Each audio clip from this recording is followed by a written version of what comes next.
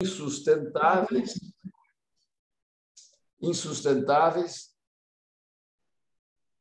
e de uma frouxidão moral e ética grande. Estão me ouvindo bem? Sim. Sim. Sim. A maioria dos brasileiros, como sabemos, se envergonha de posturas não éticas e deseja um país onde corrupção seja crime. Obrigada.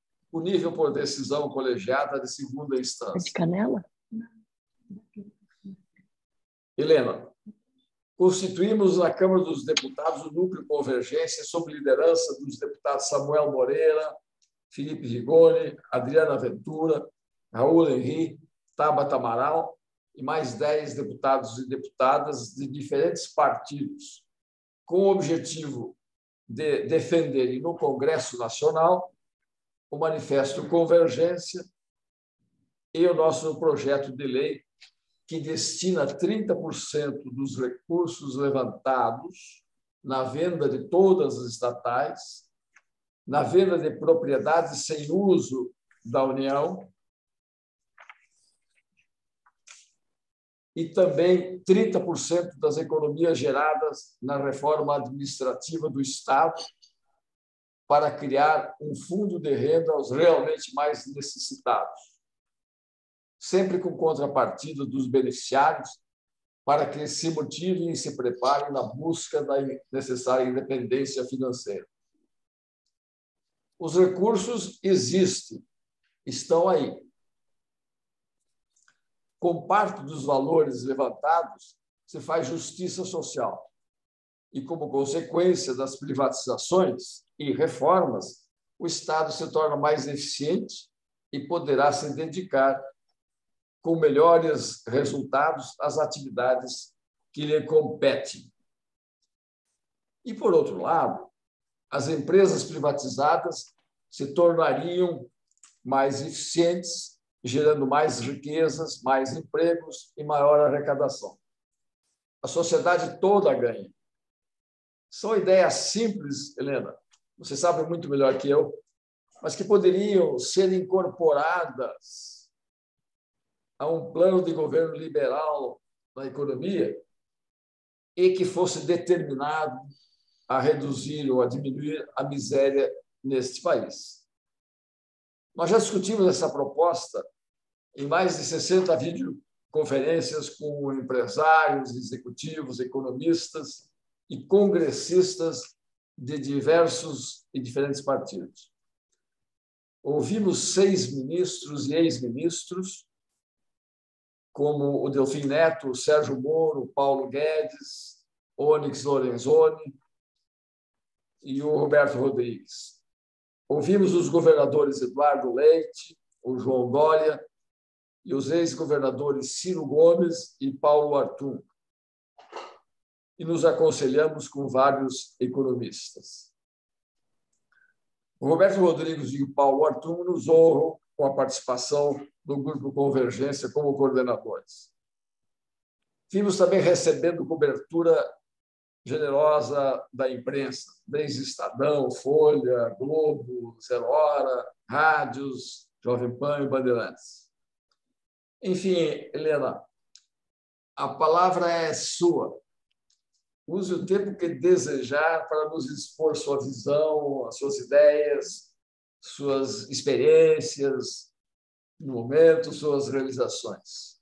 Depois teremos algumas perguntas, tenho 3 ou 4 aqui que me foram enviadas e outras que serão feitas diretamente. Mais uma vez, minha cara, muitíssimo obrigado por ter tão de pronto aceito esse convite que muito nos honra. A palavra é sua. Bom, boa tarde a todos. Eu, mais uma vez, agradeço esse convite. É um conjunto de pessoas que eu tenho a maior admiração, que estão hoje aqui me assistindo. Cumprimento a todos. Eu fiquei pensando como é que eu ia fazer, né? Como é que eu ia, de alguma forma, começar essa conversa. Pela apresentação do que faz a Convergência, eu vou dizer que eu ainda sou um pouco mais radical em relação à desestatização do que esse projeto de vocês. Mas eu chego lá. Eu acho que tudo da privatização tem que ser utilizado para a área social. O Brasil não é mais o Brasil da minha época, onde a, a questão fiscal era uma âncora absolutamente fundamental do Plano Real, e nós tínhamos que lidar com endividamento muito elevado. Então, naquela época, todos os recursos de privatização iam para abatimento de dívida pública. Tinha até, na lei de desestatização, essa prioridade para abatimento de dívida pública, e foi feito isso.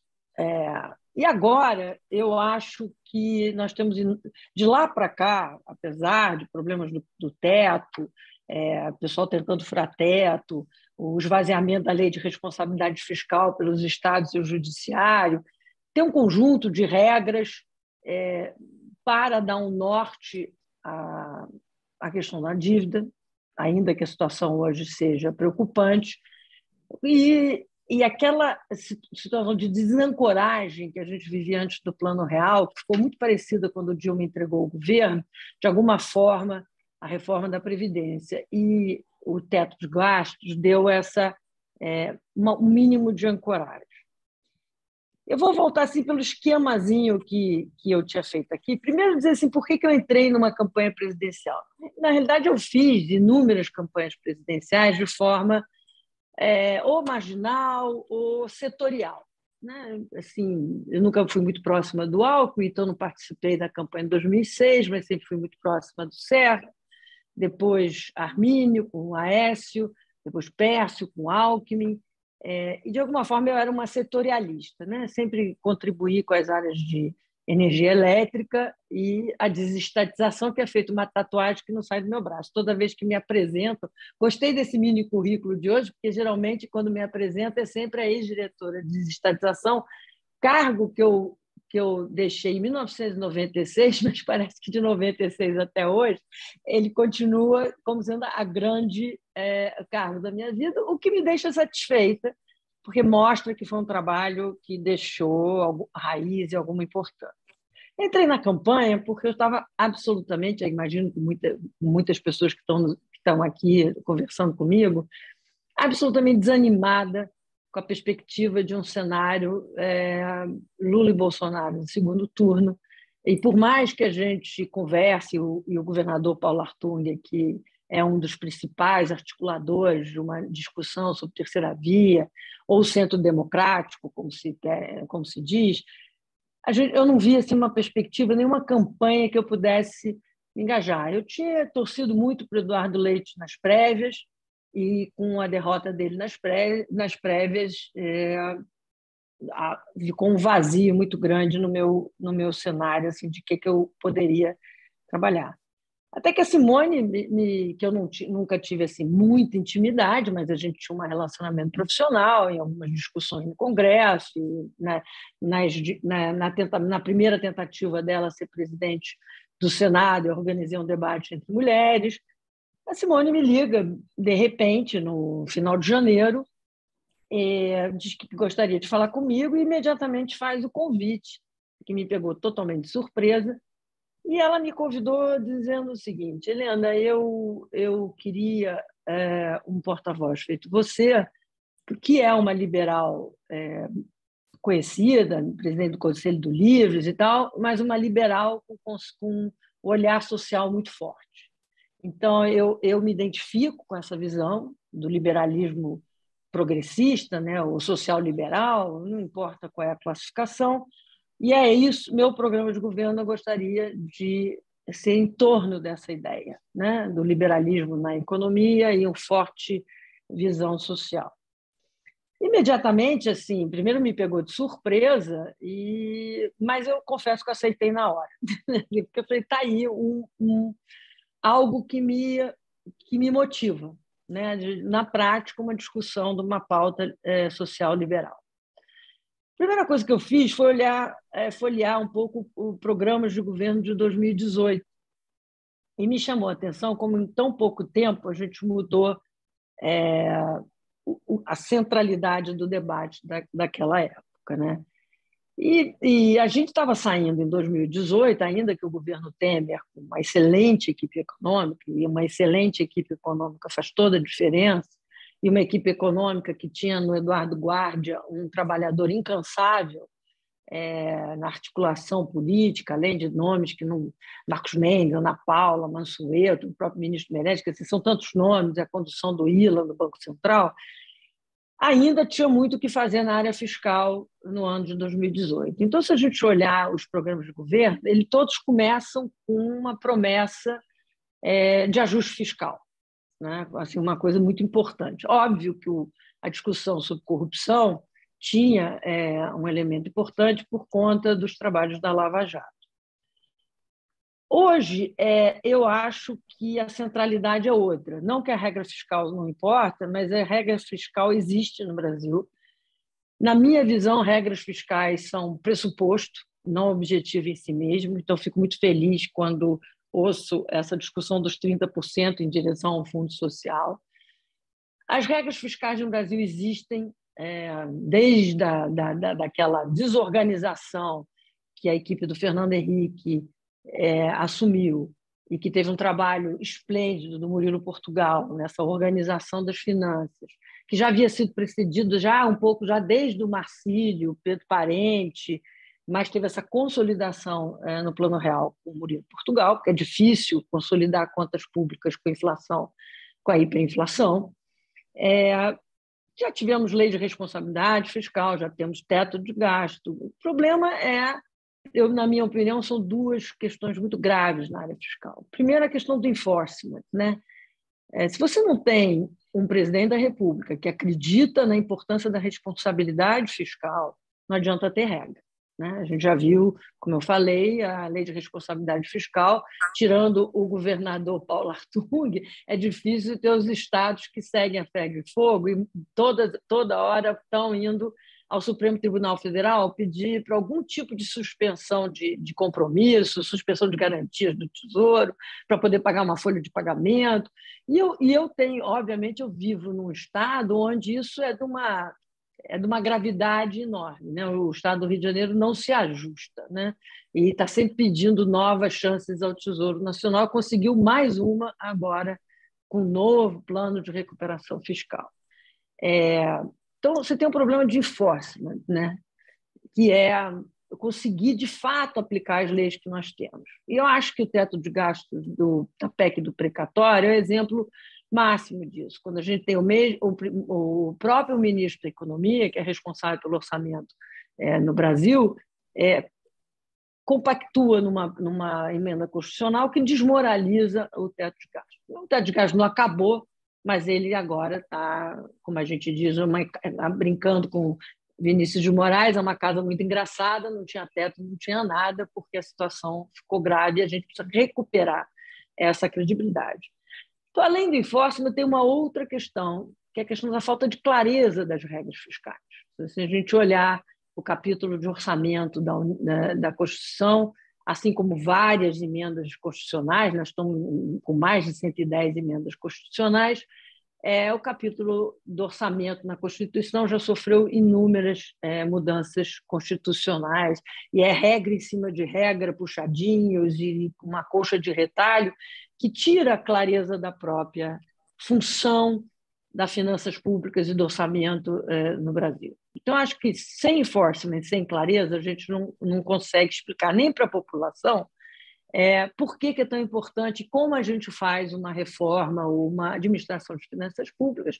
Acho que vocês já ouviram de várias pessoas que é um absurdo que a Constituição Federal precise ser modificada para que se dê um auxílio no meio da pandemia, ou uma administração da folha de funcionários, precisa uma PEC emergencial para que você tenha um congelamento em tempo de crise do salário do funcionalismo. É quase como se leis complementares e leis ordinárias no Brasil já não funcionassem mais, porque vai todo mundo ao STF para pedir uma análise de constitucionalidade, aí se resolve, então, botar na Constituição. E a PEC dos precatórios é um caso muito relevante dessa relação do Judiciário e da Constituição, porque, apesar dos precatórios terem sido transitados e julgados, eu não achava que a PEC ia ser considerada constitucional e foi dilatando os prazos de pagamento de precatórios de um direito que havia sido reconhecido pelo Supremo Tribunal Federal. Então, eu acho que a gente precisa ter um candidato que a gente tenha confiança no enforcement das regras, mas a gente tem que ter uma clareza nas regras fiscais, e eu vou pedir um minutinho para falar o que significa isso no nosso programa de governo. É a ideia de... Primeiro, o PPA perdeu a ideia de planejamento. Acho que Simone e eu temos assim a convicção da necessidade de refazer o Ministério de Planejamento e Orçamento, né? A gente perdeu a capacidade de planejar no Brasil, e quando você se perde a capacidade de planejar, você perde o controle do orçamento e você abre espaço, não só pela fragilidade política do presidente, mas abre espaço para os orçamentos secretos, emendas de nenhuma transparência, porque o próprio governo não diz assim, olha, se os senhores gastarem 16 bilhões em orçamento secreto, vai faltar tanto para um projeto que nós temos assim, assim, assado. Vira uma falta de saber onde que se quer chegar, né?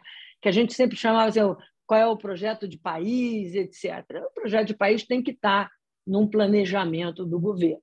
O PPA, que é o tradicional instrumento para isso, perdeu totalmente a relação com as leis orçamentárias e tal. Nossa ideia, com Simone, estamos trabalhando nisso, para ter um projeto vinculado com isso, ter um orçamento que continua sendo anual, porque a gente tem que ter orçamento anuais, mas a gente apresenta o orçamento do primeiro ano já com esboços de orçamento para o segundo, terceiro, quarto ano. Preciso saber, desde o primeiro dia de governo, aonde a gente quer chegar. Por que eu estou fazendo uma reforma administrativa? Por que eu estou mudando uma isenção tributária? Para onde esses recursos serão direcionados? E não simplesmente o conceito o Brasil precisa de reformas. Acho que a sociedade, acho que a gente aprendeu com o andamento da reforma da Previdência que a sociedade apoia quando ela entende para que serve a reforma. Então, a gente saiu da discussão da reforma da Previdência puramente fiscalista para uma discussão da reforma, não que a parte fiscal não tenha sido essencial, para uma discussão muito bem conduzida pelo Marcelo Caetano, secretário de Previdência do governo Temer, que era a discussão de privilégios e desigualdade. Quer dizer, a semente da discussão da desigualdade e a constatação da desigualdade na distribuição dos recursos públicos na Previdência ajudou a receber apoio da sociedade. Tanto que, quando a discussão de privilégios comanda a discussão da reforma de Previdência, mesmo as corporações mais ativas no combate à Previdência, e eu diria que é o Ministério Público, parou de se expor de forma contrária, porque não começava a pegar bem. Começaram a discutir os salários, começaram a discutir os benefícios, as diferenças. Eu acho que as reformas têm que ter essa discussão, e nada melhor do que um orçamento para te dizer, olha, se eu der um aumento salarial para esta categoria de funcionalismo aqui, vai faltar dinheiro ali no terceiro ano, no ano 3, porque eu tenho um efeito em cascata que chega a isso, aquilo. Se eu fizer uma reforma nesse sentido, o dinheiro vai entrar em tal lugar.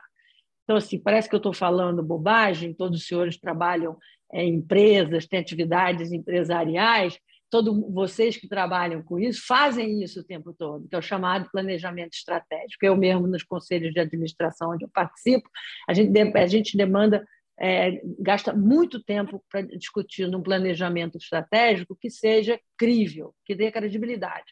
Especialmente quando eu estou num conselho de administração de uma empresa de óleo e gás, onde a gente tem que ter compromissos com transição energética que sejam críveis, que não sejam puros greenwashing para que a gente fique bem com o resto do mundo. Então, toda essa discussão de um planejamento estratégico que tenha começo, meio e fim, aonde a gente quer chegar. Então, essa parte fiscal, aí se alguém me perguntar assim, mas qual é exatamente a regra fiscal que você vai usar? Eu não sei dizer isso agora, né? Porque eu não vou poder, no primeiro ano de governo, no primeiro dia de governo, acabar com o teto, se é que eu preciso acabar com o teto, ou inventar uma coisa nova. Mas o objetivo é esse, retomar o planejamento, o orçamento e a aplicação orçamentária. Óbvio que regras modernas agora de spending review, revisão de despesas vão entrar, evidências, né, análise de eficiência das políticas públicas para fazer realocação de políticas públicas também está. Mas tem uma coisa que eu acho que é mais importante, é tão importante quanto o spending review, quer dizer, uma revisão de despesas, é uma análise ex ante de projetos que sejam discutidos. Por exemplo, projeto dos combustíveis, né? Vem numa discussão claramente populista, não que a gente não tem que se preocupar com com o valor do gás de cozinha, impacto na inflação, etc., mas vem no afogadilho, você acaba tendo um projeto que você tem que ajustar para o menos pior. O projeto inicial vinha até com o uso de reservas cambiais, aí tem um discurso que você vai usar os dividendos da Petrobras apenas para fazer um fundo. Os dividendos da Petrobras nada mais é que resultado primário do Tesouro. Então, se você está usando o resultado primário do Tesouro, vai ter que sair de alguém, vai ter que deixar de ir para alguém. E acho que é muito importante a gente ter vinculado uma discussão desse tipo a quem perde, a quem ganha, a que a sociedade tenha noção do que significa perder 30 bilhões de dividendos no Tesouro Nacional ou parte do royalties no Tesouro Nacional, porque vai faltar em algum lugar, né? Então, assim, o que significa se você não começar a fazer a transição energética que o Brasil precisa?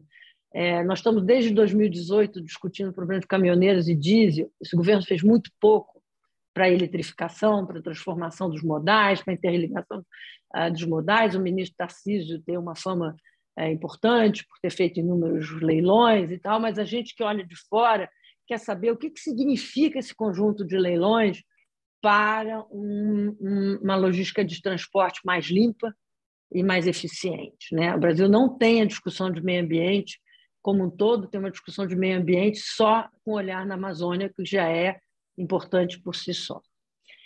Então, assim, eu diria que o foco na mudança, voltando à mudança de 2018 a 2022, o foco é desigualdade e meio ambiente. Aí o conceito de desigualdade muito amplo, se é inclusão, se é mobilidade, se é transferência de renda, se é combate à pobreza, ou se é tudo isso junto, né?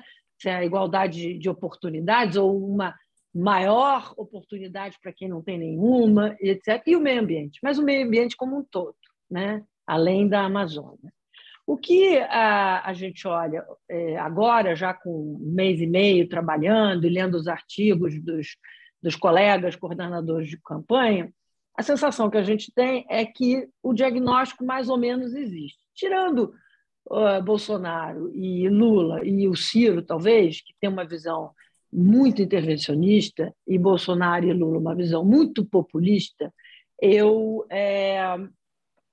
diria que as propostas do Centro Democrático elas têm um diagnóstico muito parecido e uma aparente concordância nas soluções. E as coisas vão estar no detalhe. Eu seria irresponsável se eu dissesse agora que eu tenho todos os detalhes do programa de governo. Não tenho. Nós estamos trabalhando com os maiores especialistas possíveis. Há uma coisa muito importante nessa eleição, que é o desejo das pessoas que trabalham com políticas públicas de ajudar, né? Como vocês aqui, de ajudar com ideias, com participação. Há muito consenso sobre a área de educação, há muito consenso sobre questões de agronegócio verde, há consenso em várias áreas, a gente precisa reorganizar. Mas eu acho que alguns candidatos ainda dão muita ênfase na questão fiscal como fim e não como meio. Tá? Então, nós estamos trabalhando sempre com uma questão fiscal como meio de atingimento das nossas metas sociais, meio ambiente, educação, ciência, tecnologia. Uma coisa que é muito importante também, que a gente percebe na mudança das últimas campanhas para essa, pelo menos na minha visão do programa de governo que a gente está montando, é a transversalidade das questões, né? Você não pode. Eu sei que o Brasil é pródigo de conselhos nacional de alguma coisa, tem Conselho Nacional de Educação, Conselho Nacional de Saúde, Conselho Nacional de Política Energética, Conselho Nacional de Ciência e Tecnologia, mas esses conselhos não estão cumprindo a função que deveria ser da transversalidade das ações, né? Porque eu não posso falar em meio ambiente sem falar em educação, sem falar em tecnologia, em alguma inovação. Eu não posso ficar sonhando com hidrogênio verde se eu não tiver todas essas coisas reunidas. Eu não posso falar de educação, que é o básico para nós, no nosso programa, que é o social, sem falar, e o ênfase na criança, que é o futuro que nós temos. Nós temos que resolver boa parte do que acontece hoje, mas a gente tem que preparar um futuro o Brasil para próximas gerações e não passa sem ter uma ênfase nas crianças. Aí a gente fala em crianças, as pessoas pensam, educação infantil, primeira infância. É muito mais do que isso. Quando a gente fala em criança, a gente fala em nutrição, em saneamento, em ambiente familiar, em segurança, em médico de família. Tudo isso é criança, né? Então, essa transversalidade dos assuntos. Eu não posso ter uma política de saúde sem pensar nisso. Eu posso melhorar a saúde de família, tem que fortalecer o papel dos CRAs. Então, assim, o que a gente está enfrentando agora para formular um programa para 2023 é uma questão de duas ruas que não são paralelas, elas vão se encontrar em algum momento, que é recuperar o país de uma pandemia, da gravidade da pandemia, do retrocesso da pandemia, da evasão escolar, da perda de empregos, da falta de qualificação de mão de obra para a nova sociedade de conhecimento, que é uma coisa real, rápida, que tem que se olhar, e qualquer presidente que tem um mínimo de responsabilidade olhar para o futuro e que país que ele está querendo montar para a sociedade brasileira, né? E nisso o nosso programa, meu e da Simone, tem muito isso. A Simone costuma dizer que é um olhar feminino, que é um olhar de acolhimento. Eu vejo vários homens aqui que também têm esse olhar, mas eu acho assim, gosto da ideia de que duas mulheres trabalhando juntos têm uma compreensão dessa reconstrução afetiva, como a gente fala. A gente não vai ter um país do futuro continuando no gabinete de ódio, o Congresso brigando com o Executivo, o Judiciário brigando com o Congresso. Quer dizer, essa reconstrução afetiva do Brasil, até para poder implementar reformas, é fundamental. Então, mais um motivo por que eu me engajei na campanha da Simone é a experiência que a senadora tem em várias áreas de atuação do Estado. Ela foi prefeita de uma cidade menor, mas foi prefeita há 8 anos, ela foi vice-governadora do Mato Grosso do Sul, 8 anos senadora, sendo até, inclusive, uma senadora jovem que assumiu a CCJ. Então, eu acho que a Simone tem muito essa capacidade de articulação no Congresso, respeitada pelos seus pares, tem uma experiência de municipalidade muito forte e tenho certeza que um respeito no judiciário, porque foi professora de direito administrativo, professora de verdade de direito administrativo e constitucional. Então, acho que a Simone tem essa capacidade de articulação muito boa. O que a gente quer colocar, então, assim, rapidamente, é a importância da transversalidade. Como organizar essa transversalidade através de, não sei se vou usar o nome conselhos, porque esse nome de conselho está tão desgastado, mas com uma efetividade dessas organizações transversais. E, para isso, precisa ter meta. Então, quando você diz, eu quero ter tantas crianças com alimentação, 3 refeições no dia, a criança não pode, pobre, não pode depender da alimentação em casa para sobreviver, e criança que não se alimenta não aprende, eu vou ter que ter uma meta para isso. E essa meta vai ter que perpassar o Ministério da Saúde, o Ministério da Educação, o Ministério da Assistência Social, Desenvolvimento Regional, vão ter que estar juntos nessa atuação para atingimento de metas. Então, eu não vejo conselhos funcionando se você não tiver metas claras de onde você quer chegar e, através de metas, a cobrança desse atingimento de metas. Também não adianta ter 1.200.000 metas. Você tem que ter metas que podem ser obtidas e a gente vai gerando através de prioridades. Então, para isso, a gente tem que ter uma avaliação de política pública permanente, tá? O orçamento, como eu falei, a volta do Ministério do Planejamento. A gente tem experiências muito... A pandemia trouxe muita tragédia para nós, mas a pandemia trouxe experiências importantes das soluções na ponta, na capilaridade. A gente viu soluções de municípios que deram certo. A gente já vinha observando soluções de estados e municípios muito boas na educação. Por exemplo, a gestão da educação no Espírito Santo, a qualidade da educação em Teresina, a famosa sequência de boas atitudes de educação no Ceará, que independe do partido, começa lá no TASSE, perpassa Ciro, o irmão do Ciro, estamos agora com o PT. A gente viu o Pernambuco, né, com Raul, que é um deputado que vocês apoiam, fez uma importante mudança no ensino médio em Pernambuco, no horário integral, e eu tive de perto vendo o trabalho das comunidades mesmo, comunidades carentes, que encontraram soluções locais para as suas mazelas. Eu tive recentemente com a Simone visitando a Maré, no Rio de Janeiro, que tem um trabalho extraordinário. Por exemplo, a Maré teve que inventar o uso da máscara antes que o governo tornasse o uso da máscara oficial, porque num quarto, num domicílio que tem 8 pessoas dividindo um cômodo, a única forma de proteção era a máscara. Então, são essas coisas, são exemplos assim que a gente vê acontecendo. Um programa de vacinação espetacular dentro da Maré. Desde outubro não morre nenhuma pessoa de Covid numa favela com tanta concentração de renda, com tanta pobreza, com tanto problema. Então, a gente tem que olhar essas experiências. Eu gosto muito de citar o Ricardo Paes e Barros, porque ele fala que o Brasil não precisa ficar inventando, que o Brasil tem essa mania de estar sempre substituindo alguma coisa, reinventando a roda, quando a gente tem experiências que podemos copiar. Então, são essas experiências que a gente está estudando, por exemplo, na área de assistência social, na área de educação, com todos, não preciso dizer o nome das pessoas que a gente está conversando, de educação, que são esses nomes de consenso, para que a gente copie, para que a gente, de imediato, tenha possibilidade, numa integração com estados e municípios, fazer que a experiência do Ceará ou de Pernambuco se repita em larga escala no Brasil. É óbvio que há uma diferença em soluções para uma favela da Maré do Rio de Janeiro, ou Paraisópolis, ou uma comunidade indígena, ou dentro do sertão nordestino, evidente, né? Mas a gente pode ter esse tipo de coordenação que faltou claramente durante a pandemia e que esse governo não trabalha, né, em conjunto com as outras, com o Pacto Federativo.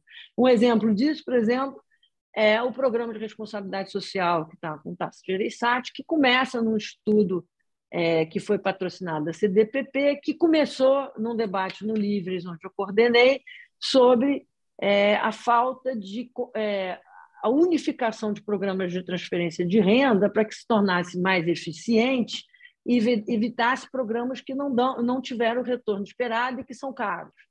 Então, essa discussão veio, eu levei para o Marcos Mendes, o Veloso, e o Vinícius Botelho, eles fizeram um projeto, a CDPP bancou, o Tasso Gereissati abraçou, e tem um PL de responsabilidade social, que trata de primeira infância, de seguro, a volatilidade dos informais, incentiva a finalização do ensino médio, e que está pronto para ser votado. Então, a Simone diz assim, olha, eu não vou cometer o erro de tentar começar do zero, que atrasou, por exemplo, a Previdência com a ideia de capitalização, ou a reforma tributária não saiu até hoje pela insistência que foi no início do CPMF.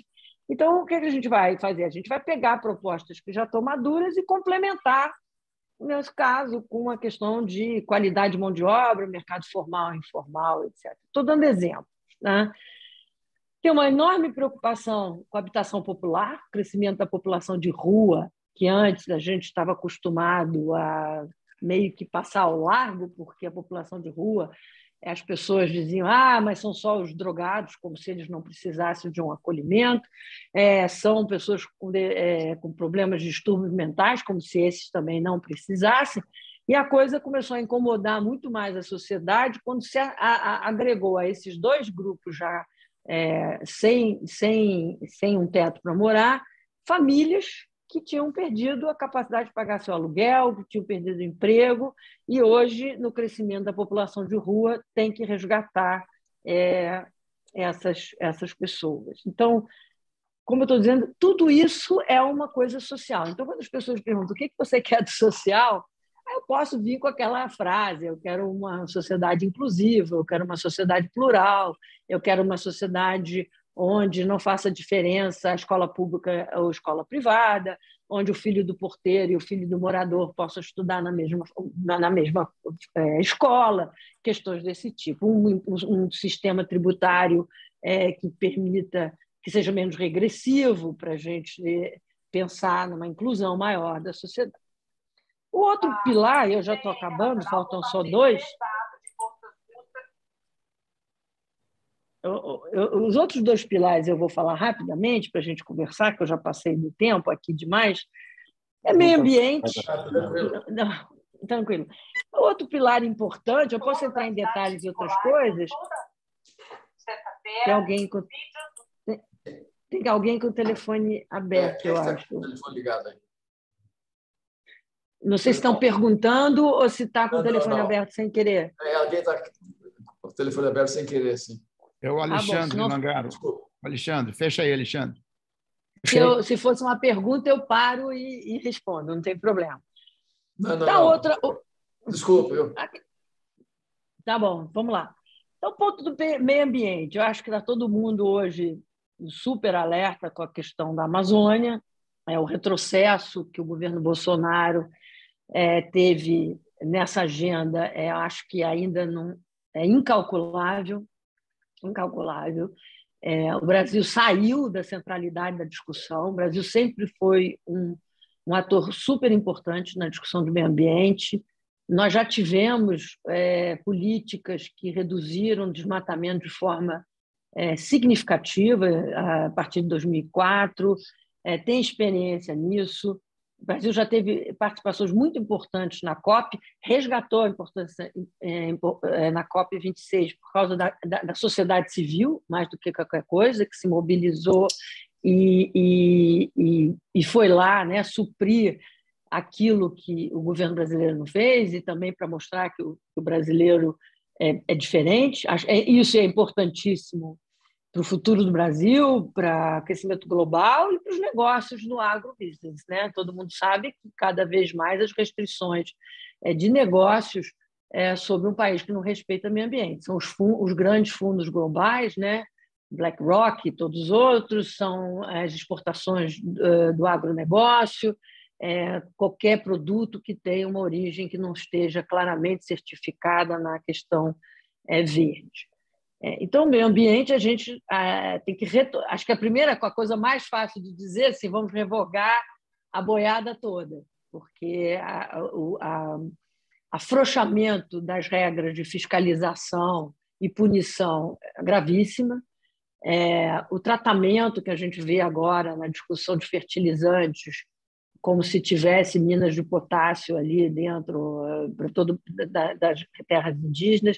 Ontem teve uma entrevista muito interessante do Cândido Bracher, que chama atenção, e era uma coisa que a gente está defendendo também no programa, como é importante a preservação das áreas indígenas, porque as áreas indígenas, de fato, fazem um corredor, né, de proteção ambiental, mas, junto com tudo isso, a gente tem que pensar em outras áreas que estão sendo degradadas, né, e outras questões ambientais, porque se o Brasil tem uma matriz energética de eletricidade muito limpa, o Brasil ainda não está fazendo a transição energética completa, que seria a parte de transporte, por exemplo. Né? Nossa área de transporte, a gente está muito atrasado em transporte público. Uma das ideias que a gente está discutindo aqui com a Simone uma rodada quando começar as rodadas de renovação de ônibus urbanos, por exemplo, ter um compromisso de eletrificar os ônibus. É óbvio que isso vai aumentar a demanda de eletricidade, mas a gente tem que ver que os efeitos dos gases estufa do transporte no Brasil são imensos. A gente vê essa na discussão da Petrobras agora, a única fixação com o preço da Petrobras. Ninguém em nenhum momento discute por que a maior estatal brasileira não está na liderança da transição energética, enquanto todos os seus competidores no setor de óleo e gás estão com essa preocupação, seja no avanço tecnológico do hidrogênio verde, seja na complementação com energia renovável, seja aprimorando a discussão de mercado de carbono. Então, o meio ambiente tem uma outra questão. Eu acho que o Brasil tem toda a condição de voltar a ser um ator nessa agenda, trazer de volta para o Brasil a preocupação com a Amazônia real, sair de ser um pária do mundo e se integrar nessa discussão de transição energética. Nós temos todas as condições de fazer isso. Não faltam especialistas da maior qualidade no Brasil para serem recuperados, não faltam líderes no agronegócio para para serem ministros da agricultura, se for necessário. A gente tem nomes como Marcelo Brito, na área de agronegócio, tem nomes como Cândido, que depois se aposentou no Itaú, tem se dedicado à causa, e temos nomes dos especialistas, Beto Veríssimo, Tasso, tanta gente boa nessa área, em que a gente vê essa destruição ambiental. A última tripé, que é fundamental, é o tripé do crescimento, né? Do crescimento, que é da produtividade, que é uma agenda de produtividade, que vocês já devem ter ouvido todo mundo falar, que é a agenda da produtividade, que é a agenda da abertura comercial, que com a reforma tributária eu acho que as pessoas vão parar de usar a desculpa de que a reforma tributária nos impede de fazer, que o manicômio tributário é um empecilho para a abertura comercial. Acho que a reforma tributária, pelo menos na área de simplificação, está pronta assim, para uma discussão. Pode não ser a ideal que a gente imaginava lá no PEC 45, pode ter ajustes de transição. Há quem acha que a transição está longa demais, tem gente que acha que está boa, mas nós estamos com a PEC 110 aí pronta para ser votada no Senado, vai para a Câmara e, se tudo andar dentro dos trâmites normais, o próximo presidente da República vai estar com uma reforma tributária simplificadora bastante avançada. Falta, na nossa discussão de social e desigualdade, a reforma do imposto de renda, né? Da regressividade do imposto de renda. Aí tem a questão da inovação, que parte por uma relação entre inovação e empreendedorismo, né? O brasileiro, a comunidade científica brasileira é muito fechada, muito corporativa. Volto a falar do PB, né? É a ideia de que a gente precisa redescobrir, financiar quando o mundo já está muito na nossa frente. Por que a gente não parte do que está acontecendo? É uma destruição criativa.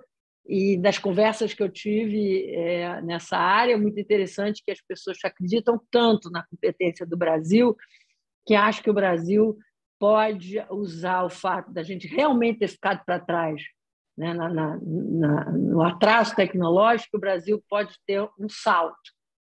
O maior erro que a gente pode ter na área de ciência, tecnologia e inovação é achar que a gente tem que retomar de 2019. A gente esquece 2019, a gente tem que estar pensando para frente, né? E há muita resistência da comunidade acadêmica, científica, né, na forma tradicional de desenvolver tecnologia. Tem muito preconceito com a participação do setor privado, acha que o setor privado está usando a comunidade para ganhar dinheiro, não pensa nisso como um acréscimo para o Brasil. Então, a gente precisa ter uma mudança muito de mentalidade. É quase como se a gente tivesse que acabar com a substituição de importação tecnológica no Brasil para poder ter uma abertura tecnológica no Brasil, uma relação com o mundo. Desculpa que entrou uma ligação aqui. Uma relação com o mundo de troca, de inserção. E eu acho que isso é muito importante, é uma das áreas mais difíceis, né, nesse momento. E, com ela, a discussão da preparação no mercado de trabalho. E há muita discussão na questão do mercado de trabalho, há muita assim, promessa de que a gente vai ter uma inclusão produtiva, como se a gente pudesse pegar uma mão de obra que termina com o ensino médio sem total domínio da leitura cognitiva ou matemática e achar que essa pessoa agora vai operar equipamentos sofisticados na era da digitalização, né? A gente vai ter que encontrar uma inclusão produtiva de acordo com as competências e capacidades de cada nicho de trabalho, e eu acho que a gente não consegue fazer isso sem uma cooperação entre o setor privado e municipalidades e locais, que vão ter que discutir qual é a demanda de mão de obra para cada nível de competência do trabalhador que está decidindo. Outro dia eu fui a um almoço do LIDE, né, acompanhando a senadora Simone, sentei numa mesa do setor empresarial do interior de São Paulo, e as pessoas não me conheciam, né? E eles começaram a falar francamente lá, e a grande queixa das pessoas é falta, eles não conseguem contratar mão de obra qualificada. não consegue contratar mão de obra qualificada para operar uma colheitadora toda digitalizada, ou caminhões, etc., frotas e tal. Então, a gente tem dois tipos de demanda. O trabalhador que vai ter que entrar nesse mundo da sociedade de conhecimento, mas tem um grupo de trabalhadores que a gente vai ter que aproveitar dentro da sua competência e da sua habilidade. Por fim, assim, para a gente poder conversar, dentro da agenda de produtividade, a reforma do Estado, por onde vocês começaram, que é a reforma do Estado na área de reforma administrativa, que não é uma reforma apenas para fiscal, ela vai ter muita importância no fiscal, mas eu não sei se gera tantos recursos no curto prazo quanto a gente está imaginando, mas sem a melhoria dos serviços públicos, a gente tem esse mito que diz aí, tem divergências com alguns colegas que dizem que a pandemia mostrou que o mundo não pode viver sem uma presença ativa do Estado. E eu respondo que o Estado fez muito pouco durante a pandemia, pelo menos nesse aqui. Fez muito na liquidez, em programas de sustentação de emprego e tal. Mas se a gente lembrar qual era o Estado, os serviços públicos, a prestação estatal pré-pandemia, a gente vê que a prestação estatal era tão ruim que nós saímos ainda mais desiguais da pandemia do que éramos, porque não tinha saneamento para muita gente, não tinha hábitos de higiene, as escolas com distanciamento, a falta de rede digital, a falta de tablets e celulares, pessoas que não tinham condição de pagar os créditos da sua operadora para que os filhos estudassem, o transporte público lotado de passageiros enquanto as pessoas pediam de distanciamento. Eu falei, que Estado é esse que se mostrou fundamental, né? Eu acho que a gente tem que ter uma reforma administrativa, uma reforma de gestão, de avaliação muito importante. E que, nesse mundo moderno de reforma do Estado, não pode passar não só pela avaliação de desempenho, mas pela possibilidade de mobilidade entre carreiras do setor público. Por exemplo, dou um exemplo, a privatização de Correios, né? A privatização de Correios, o grande temor é que 90 mil carteiros vão ficar desempregados. O Correios é uma atividade em decadência. Privatizado ou não, o serviço postal vai entrar em decadência em algum momento. E não tem ninguém pensando como vai fazer a inclusão produtiva das pessoas que vão perder esta carreira. E não adianta também dizer que 90 mil funcionários vão ficar pendurados na folha de pagamento do Brasil sem fazer nada, sem dar nenhuma contribuição para a sociedade. Primeiro, não é justo, que as pessoas querem se sentir úteis. Mas a gente tem uma escassez, por exemplo, na prestação auxiliar de serviços públicos, como eu estou dizendo, na ampliação do tratamento da família na primeira infância, dos agentes de visitação. E o carteiro já é aquele cara que entra na casa das pessoas. Por que não? Porque você tem um problema de mobilização, de mobilidade entre carreiras. Tá? Por fim, por último, pela primeira vez na minha vida eu termino uma palestra, uma conversa sem falar em privatização. A minha última fala vai ser privatização. Existe enorme expectativa, né, por causa de toda a minha carreira dedicada ao tema. E eu acho que, como eu disse, eu acho que há muita expectativa de que a privatização possa trazer muitos recursos para o governo, né? E é isso que eu queria chamar a atenção de vocês, que 30% é pouco, né? Porque tem pouco recurso para sair da privatização. Você só consegue recurso significativo se vender as 4 grandes, né? Eletrobras, Banco do Brasil, Caixa e Petrobras. Eletrobras já está com os recursos todos definidos. É uma privatização muito mal feita, é uma privatização sem transparência, não é boa para o setor, não foi boa para a sociedade.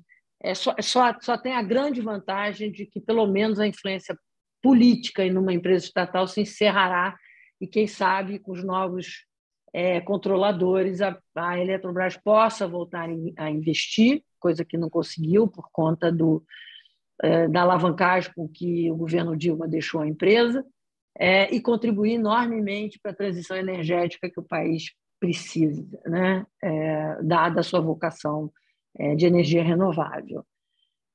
Então, assim, o que você tem? O resto das empresas são empresas que, dependentes do Tesouro, são empresas que não dão lucro, são empresas que se você fechar está ótimo, é deixar de perder dinheiro. Então, você tem que separar o que se espera da privatização, né?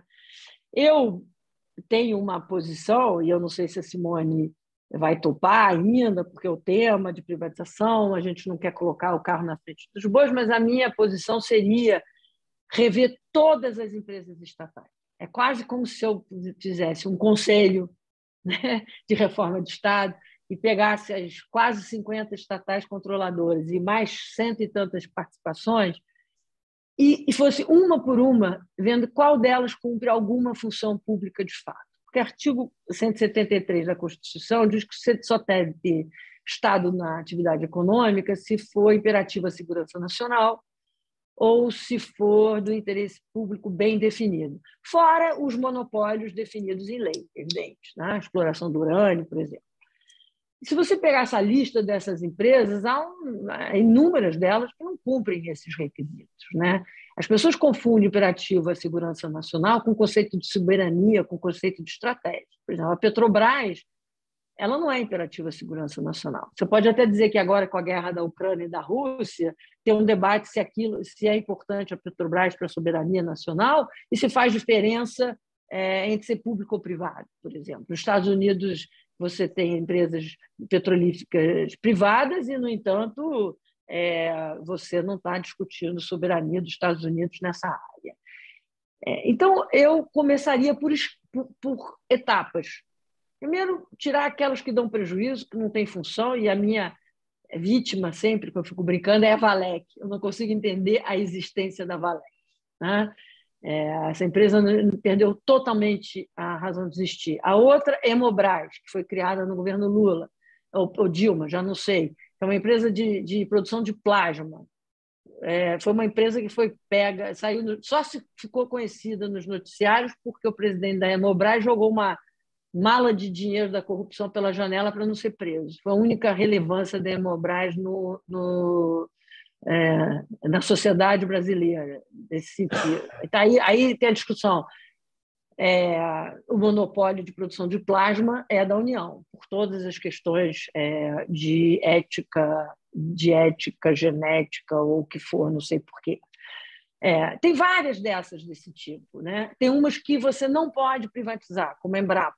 A Embrapa é uma empresa dependente do Tesouro e você não deve privatizar. Mas será que não podemos incluir a Embrapa nessa discussão da inovação com o empreendedor, uma relação com demanda do setor privado, uma relação do agronegócio financiando? Por que ela tem que ser só financiada pelo governo brasileiro? Então, é uma própria discussão sobre o papel do Estado. Dessas 4 grandes, a Eletrobras já está indo, Correios, eu não sei se vão resolver a questão dos funcionários, mas a parte de encomendas eu acho que não tem motivo para não ir, ser vendida, e aí a gente nos gasta os bancos públicos e a Petrobras. Há uma discussão sobre Caixa e Banco do Brasil. Eu acho, tem gente que acha a Caixa fundamental por causa do financiamento da Casa Popular, tem gente que acha o Banco do Brasil fundamental por causa do crédito agrícola.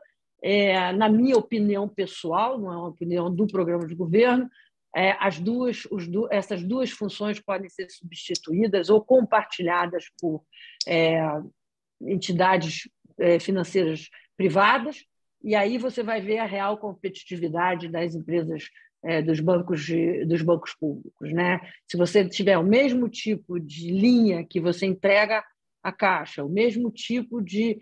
Se der a opção ao trabalhador de depositar seu FGTS onde for, a Caixa seria mais eficiente, não é? Aí você deixa uma competição por essas linhas. Ou parte para fechar logo a Caixa. A Caixa estava muito bem conduzida no governo Temer pela reestruturação que a Ana Paula Vescovi fez. E a Caixa se perdeu no uso populista da Caixa com Pedro Guimarães, né? Que as pessoas falam, mas a Caixa é fundamental para o auxílio social. A Caixa deixou pessoas na fila, obrigou as pessoas a abrir conta quando já tinham contas em outros bancos. Não teve nenhum olhar social no momento mais grave da pandemia. O Banco do Brasil tem a discussão do crédito rural. Há pessoas que dizem, olha, não precisa do Banco do Brasil, se a gente colocar o crédito rural, o subsídio do crédito rural no orçamento da União, você resolve isso, especialmente as pessoas que defendem um orçamento muito claro para que não haja subsídios implícitos, né, na atuação do governo. A Simone não vai privatizar o Banco do Brasil. Ela acha que ele tem uma participação importante na área agrícola. Quanto à Petrobras, assim, o grande problema da Petrobras, quando você tem uma independência da Petrobras, a Petrobras começa a pagar dividendos para a União, impostos, tem um apoio no resultado primário do governo muito grande. Tá? Então, ela não está na lista daquelas que a gente precisa vender desde já, mas ela é importante para a discussão, porque ela é a única, de fato, que vai dar esse valor relevante para o fundo que vocês defendem. Porque ela é a única grande empresa. Ela está subavaliada, porque o petróleo virou patinho feio, né? Ninguém quer combustível fóssil. Os investidores internacionais têm dificuldades para avançar em empresas que têm só óleo e gás. Se tivesse na transição energética, uma complementação de renovável, tudo bem. Se continuar a ameaça de intervenção de preços, nem dividendos nós não vamos ter. Então, a gente tem que pesar essa possibilidade. O que é o maior ganho? Quer dizer, qual é o valor presente do fluxo de dividendos? Qual é o valor presente da potencialidade de uma privatização da Petrobras? Eu, como não confio no isolamento político de estatais, eu fui presidente do Conselho da Eletrobras, era um descalabro aquilo que a gente recebeu, mesmo no governo Temer e mesmo com a política da lei das estatais, a pressão para a nomeação era enorme. Nós, no Conselho, tivemos que avaliar 500 nomes, ver se um conselho consegue trabalhar tendo que avaliar 500 nomes dos diversos áreas de atuação da Eletrobras. Você não tinha força política para, por exemplo, fazer o que certamente o setor privado fará após a capitalização, que é eliminar diretorias independentes das subsidiárias. Você tem toda uma estrutura de gastos, de conselho de administração, de diretores, de conselho fiscal, de auditores, em todas as subsidiárias da Eletrobras, porque você não consegue reduzir esse número. Então, e governança muda conforme o governo. Você pode estar muito bem. O Bolsonaro já fez de tudo para intervir na Petrobras. Está surpreso com a independência do atual presidente, que ele achava que, sendo militar, ia obedecer os desígnios do Bolsonaro. Mas a gente tem 2 candidatos na liderança das pesquisas que que é o Lula, já prometeu voltar tudo que deu errado. E o Bolsonaro vai continuar insistindo na intervenção da Petrobras. As pessoas esquecem que nós chegamos onde chegamos, e daí a minha vida no setor elétrico, nesta questão do petróleo, com os erros de política energética do presidente Lula e da presidente Dilma. A mudança do modelo de partilha, a suspensão dos leilões, a criação da PPSA, a medida provisória 579, os efeitos da mudança no espírito da CID, o etanol perdendo a importância como um país que tinha a liderança na discussão do etanol, as refinarias que foram de obras faraônicas e nunca foram construídas. Então, a falta de conhecimento do presidente Lula sobre a diferença entre distribuição, produção, importação e paridade, aqui repete o Ciro Gomes, e o Bolsonaro, que não se conforma em não poder mandar na Petrobras. Então, se eu tivesse que pesar nesse momento, eu sempre acho melhor vender. Mas vender para quê? E por quê? Então, eu acho que, ao contrário dos anos 90, eu usaria todo o recurso da privatização da Petrobras para projetos sociais. Todo, não é 30%, não, todo, 100%. E, com isso, eu encerro e agradeço a paciência. Não, espetacular. Muitíssimo obrigado, Helena, pela brilhante, sem dúvida, e abrangente exposição com que você nos brindou. Eu vou, ao invés de 4 perguntas, só vou me restringir a primeira, que parcialmente já você respondeu, quem sabe a gente dá uma batidinha aí em cima desse ponto, e deixo já em aberto, vocês se levante a mão quem quiser fazer perguntas, para que tenha, enfim, mais espaço para participação e bate-bola. Eu só te pergunto, Helena, é sobre desigualdade. Tá? Qual seria a tua proposta ou propostas para a redução da desigualdade em nossa sociedade e quais os principais pontos que você atacaria? Essa pergunta é fundamental. Muito obrigado por fazer. Acho que você tem vários aspectos da desigualdade que você tem que atacar. Vamos começar pelo mais fácil. Imposto de renda. Eu digo que é o mais fácil porque é o mais fácil de implementar. Tá? Os outros são políticas que vão dar resultado em longo prazo.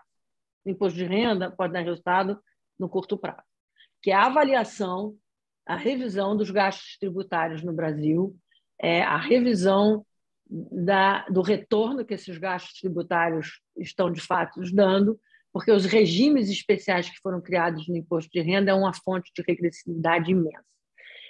Meu amigo Armínio, da vida inteira, com quem eu converso muito, eu conheço o Armínio desde os 14 anos, nós fizemos primeiro ano de segundo grau juntos, a gente sempre conversa a mesma coisa, que é a questão do rico que não paga imposto, a falta de revisão de gastos tributários que não deram, que são simplesmente reprodução de lobbies empresariais, outros de falta de conhecimento da política e do detalhamento. Vou dar um exemplo aqui, que talvez vocês sejam contrários à minha crítica, que é a política de desoneração de folha, por exemplo.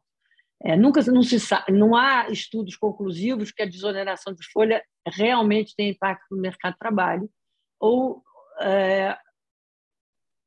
que essa desoneração de folha acabe ficando nas empresas. Não há um estudo conclusivo. As 17 setores que foram escolhidos, ninguém sabe o motivo dos 17 escolhidos. Eu estou dando exemplo, entendeu? Porque é para mostrar que a gente não trabalha com evidência pública no Brasil.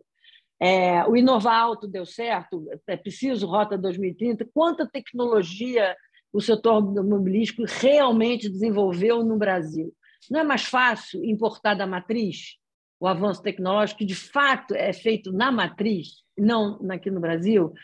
Aí as pessoas perguntam, mas e o emprego da indústria automobilística? Não, vamos aplicar isso para treinamento de mão de obra para uma indústria realmente competitiva, porque você não combate desigualdade sem crescimento. Não adianta que você não vai conseguir debater desigualdade no Brasil, porque combater desigualdade tem essa questão fiscal, essa questão tributária, tem a questão do crescimento, tem a questão da qualificação de mão de obra e tem a questão da origem, né, da desigualdade de oportunidades. É muita coisa para trabalhar. Então, assim, eu acho que falta uma discussão assim, olha, e essa questão, como eu falei, dessa revolução tecnológica, é um momento que nós temos para quebrar esses paradigmas. Tá? Porque é evidente que se a gente abrir a economia de uma forma rápida, a gente vai ter que fazer a alocação de mão de obra em determinados setores. Mas a gente tem que treinar o funcionário dessas empresas protegidas ou que estão usando isenções sem ter ganho para a sociedade, usar esses recursos para dar esse ganho para a sociedade, que é um combate à desigualdade e aumento da produtividade. Então, no IR, a gente pode discutir várias questões, acho que tem um certo consenso sobre a redução do imposto de renda de pessoa jurídica, uma compensação para dividendos. Há quem tenha uma proposta mais clara de que os dividendos têm que pagar a mesma coisa do que a alíquota, então você tem que pagar a diferença. Tem outras pessoas que dizem que não, porque o profissional liberal tem mais risco, então é normal que ele pague menos imposto. Assim, é uma discussão a ser feita, mas é a discussão, entendeu? Da redução de gastos tributários, regimes especiais e tal, para a gente poder ter um sistema menos desigual. O Brasil é tão desigual que quando a gente diz que quem faz dedução de despesas médicas e educação é rico, as pessoas espantam. Se a gente for olhar das estatísticas, só quem consegue botar filho em escola privada já tem um salto na desigualdade. Então, cabe ao governo brasileiro oferecer escola pública e sistema de saúde de qualidade, mais do que fazer dedução, porque quando você faz a dedução, você se isola do problema enquanto sociedade. Quer dizer, eu agora tenho uma escola privada, posso descontar no imposto de renda, não vou mais preocupar com a escola pública do meu bairro. Isso já não é assunto meu. É óbvio que a escola pública do bairro é assunto de todo mundo, porque é o bairro, né, o nosso ambiente, a nossa vizinhança que cria a sociedade inclusiva que a gente quer. E a sociedade fica alheia a isso. A dedução de despesa médica, então, é um escândalo, porque nem teto não tem. Eu fiz uma coluna recentemente do Estadão chamada Puxadinhos, que é uma experiência pessoal minha, que eu tentei não declarar despesas com médicas, porque eu achava que eu não tinha direito a elas, e caí na malha fina. Quer dizer, eu fui obrigada a receber reembolso. Quer dizer, eu não consigo abrir mão da generosidade do Estado brasileiro. Tá? Então, tem esse grupo. O outro grupo, da questão tributária e tal, é o grupo da produtividade. Se a gente não crescer, um país que não consegue crescer a sua produtividade, a gente está aí patinando. Já tivemos um crescimento médio de 2,5%, estamos num crescimento médio de 2%. Nos últimos anos, a gente teve um crescimento medíocre. Estamos quase que paralisados num patamar de 12, 13 milhões de desempregos, como se isso fosse uma coisa a conviver. Então, a gente tem que ter alguma forma de uma inclusão do mercado de trabalho, alguma olhar para o mercado informal. E nisso, então, a gente tem discutido no nosso programa como reduzir os custos da formalização, principalmente para os trabalhadores de remuneração baixa, até 3 salários mínimos, até 2 salários mínimos, para que a gente possa ter uma formalização e, com a formalização, seus direitos garantidos, direitos previdenciários, etc.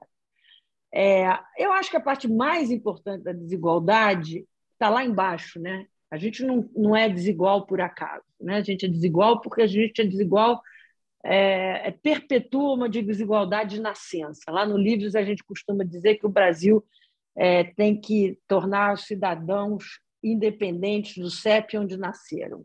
Às vezes não é nem o CEP, porque dentro do mesmo CEP você tem uma favela convivendo com pessoas de alta renda. Então, tem uma discussão assim, não basta criar igualdade de oportunidades. A gente tem uma desigualdade tão grande que as oportunidades que a gente tem que criar para essa sociedade absolutamente excluída talvez seja ainda maior. Daí os programas de transferência de renda focalizada, que é esse programa de responsabilidade social que o Tasso abraçou, que a gente vai ter que complementar com essa discussão que eu te falei, da redução dos custos do salário de menor renda, diminuir a rotatividade e a informalidade. Por que a gente quer diminuir a informalidade? Por conta da gente ter um aumento da qualificação do trabalhador. O trabalhador que roda muito, não tem, o empregador não tem interesse em treinar, ele não quer ser treinado, ele pula de um emprego para o outro, e com isso a gente está sempre aquém do que poderia. E na parte da igualdade de oportunidades, essa discussão que eu falei, permitir mobilidade social no Brasil. O Brasil tem uma mobilidade social muito baixa. Filho de pobre é pobre, filho de negro pobre ainda pior, filho de mulher negra pobre ainda pior, do ponto de vista da mobilidade social. Então, está claro em todos os estudos que a escolaridade dos pais influencia na capacidade daquela criança terminar o ensino médio, né? Então, a gente tem que ter a garantia de um acompanhamento que não começa só na primeira infância, mas vai até o jovem adulto. E eu acho que a gente tem mudanças que têm que ser exploradas. Por exemplo, ensino infantil. Ensino infantil no Brasil precisa ser mudado para acompanhar o mundo, porque é lá, nos 0 a 6 anos de idade, que você forma a capacidade cognitiva de uma criança. e não é brincando em parquinho, com as professoras conversando entre si, que a gente vai conseguir fazer essa questão da desigualdade. Sempre uso um exemplo pessoal, que é do meu neto, que hoje está com 4 anos, mas que desde os 2 anos tem um vocabulário riquíssimo, tem a capacidade de digitalização com 4 anos, ele troca de um celular para o iPad, do iPad para o notebook, ele sabe qual é a linguagem de cada desses instrumentos digitais, ele sabe andar no cursor desde os 2 anos de idade, ele anda pela rua comigo de mão dada e diz vovó, quando ele vê um plástico, ele diz olha que pessoa mal educada, já sabe da relação do plástico com o meio ambiente, quer dizer, ele já é um cidadão completamente diferente de crianças da idade dele. E aí, com isso, a gente tem que trabalhar muito na mudança do ensino infantil e esse fortalecimento da relação do ensino médio com os centros de ensino profissionalizante, que eu acho que a nova, ainda que não tenha sido ideal a reforma do ensino médio, tem isso, você ter fortalecimento da empregabilidade, né? Então, assim, tem umas respostas mais imediatas, que são os programas de transferência de renda, que é a revisão tributária, etc., e tem programas que são para o futuro, né? Para que, talvez, o meu neto, o filho dele, possa estudar na mesma escola pública que o porteiro da casa dele. Entendeu? Não vai ser de hoje para amanhã. Mas a gente tem que apostar no futuro, né? Se não começar hoje, não chega lá. Perfeito. Precisamos apostar muito no futuro, sim. Então, vi o Silvio levantar a mão. Quem mais? Silvio, por favor. Parabéns, Helena, pela sua apresentação em abrangência e detalhamento do plano de governo e da importância que vocês estão dando para isso, viu? Eu gostaria de falar sobre uma coisa que você falou de passagem. Eu queria falar sobre redução do Estado e eleição. O ponto é que existe uma espécie de diagnóstico de que o lobby do funcionalismo público é extremamente forte e também existe uma questão real que muitos municípios, há uma dependência de emprego muito grande de prefeituras e criação de secretarias, e isso criou uma dependência que, quando se fala de redução de Estado, se entende redução de cargos e de, vamos dizer assim, de desemprego. A pergunta é, alguma mulher poderia ser eleita presidente enfrentando o funcionalismo público e essa dependência que eu falei? Olha, eu acho que sim.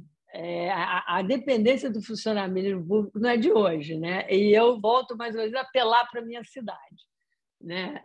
Eu fui casada há muitos anos com um paulista que sempre dizia a diferença do Rio de São Paulo. São Paulo é uma cidade de imigrantes, uma cidade de empresários, de empreendedores, que não tem uma dependência do setor estatal, como o Rio de Janeiro, que foi criada como capital, o império do país e tal. Então, e tem essa ideia, e os cariocas e fluminenses são, toda hora que estão com preguiça de pensar uma saída para o Rio de Janeiro, diz que tem que trazer a capital de volta para o Rio, porque a vocação única do Rio parece ser empregado estatal, quando não é verdade, né? Eu apanhei muito com a privatização, quando as pessoas andavam no táxi, as pessoas sabiam que eu era diretora de estatização, o motorista dizia assim, estou dirigindo táxi por sua causa, porque eu era engenheiro de não sei aonde e perdi o meu emprego, né? Então, você tem... essa não é uma coisa fácil, essa mobilidade da mão de obra. Por isso que a gente tem que ter, como eu falei, na abertura comercial, essa capacidade de retreinamento. Isso tem que fazer parte conjunta de uma política de reforma de Estado, né? Senão, é como eu falei, do Correios. O que eu vou fazer? Vou privatizar Correios e deixar 90 mil pessoas sem emprego? Não dá, não há possibilidade de fazer isso. Então, assim, tem que ter essa discussão.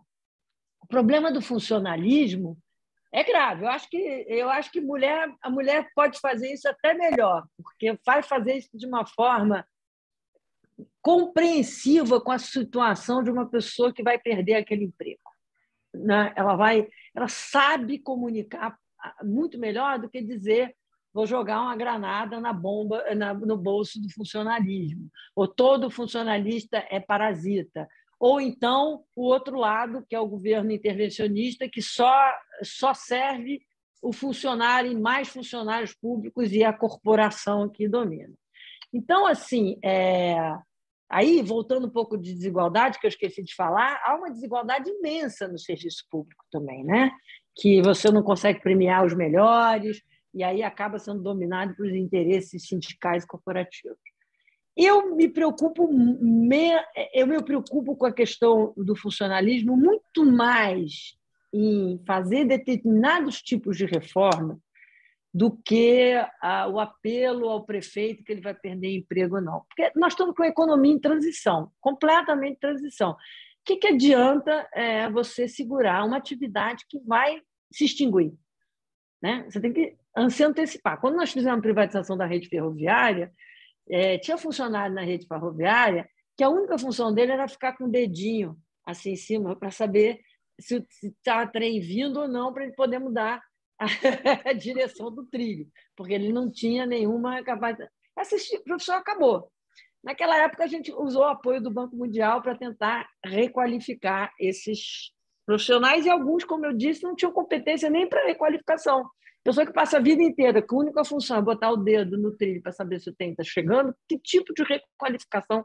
Quer dizer, não houve preocupação estatal de modernizar a sua própria mão de obra. Então, acho que a reforma administrativa é fundamental para fazer isso. Mas o que nos preocupa muito é fazer mudanças na educação. Por exemplo, do funcionalismo. Eu chegar para uma professora de ensino infantil e dizer, olha, você não tem só que brincar e largar a criança no parquinho, você tem que fazer uma brincadeira educacional. Feita isso que o meu neto faz. O meu neto brinca de forma educacional. Né? Ele sabe, na brincadeira, o que é meio ambiente, o que é não ser racista, o que é isso, o que é aquilo. Ele vai aprendendo desde que ele entrou na escola. Tá? A gente não consegue, a resistência dos professores é muito grande. Ciência e tecnologia, a resistência imensa da comunidade científica a ter que admitir imigração de algum cérebro para dentro da universidade, dividir com ele sua experiência, entendeu? Há muita dificuldade de você fazer um avanço, mas eu sou uma otimista, né? Sempre fui. A sensação de que você chegou no fundo de poço tão grande, e com essa mudança da pandemia e com a transição tecnológica, que mesmo essa resistência vai ter que aceitar que é preciso mudar. Então, assim, a valorização de professores, como a gente fala no Brasil, sempre passa por aumento do piso salarial. Essa não é a forma óbvio que o piso salarial importa para atrair bons profissionais para dar aula do ensino fundamental. A professora de ensino fundamental, antigamente, era uma profissão de nobre. Hoje em dia, parece que a pessoa que é professora de ensino fundamental é um pobre coitado, quando você devia ser a função da educação maior que existe. Então, a gente vai precisar mostrar a importância daquela pessoa na transformação. Agora, se uma profissão ou se uma empresa estiver causando muito mais prejuízo à sociedade do que está trazendo, o prefeito e a presidente vai ter que enfrentar isso. Olha, assim como tem que enfrentar os empresários, que não querem abrir mão de muitos protecionismo e isenção. A gente encontra. É difícil abrir mão do seu cantinho, né? É difícil você dizer, não, eu pago pouco imposto, eu tenho vergonha dos impostos que eu pago. Eu falo isso, mas não é todo mundo que fala.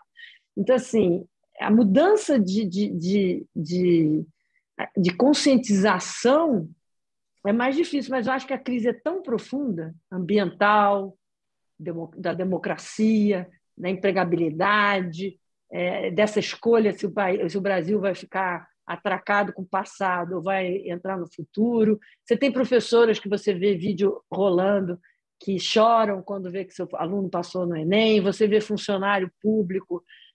Eu tenho uma experiência com funcionalismo público muito positiva. Assim. Agora, o ruim é difícil de você tirar. Você não consegue demitir, você não consegue punir, os tribunais dão estabilidade para funções que não têm estabilidade, você pega funcionários em ato grave que está previsto na Constituição, que não tem estabilidade, eles são readmitidos.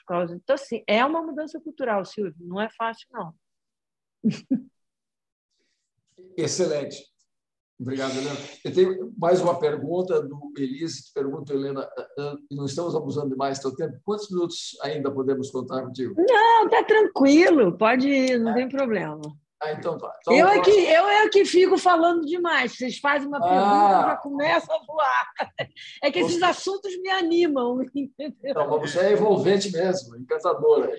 Então, Helena, qual é a tua pergunta? Eu acho que o Jorge Gerdau está pedindo lá uma palavra. Doutor Jorge? Então, primeiro o doutor Jorge, depois Elias. Então, Elias, aguarda aí. Som. Está no mudo. Está no mudo.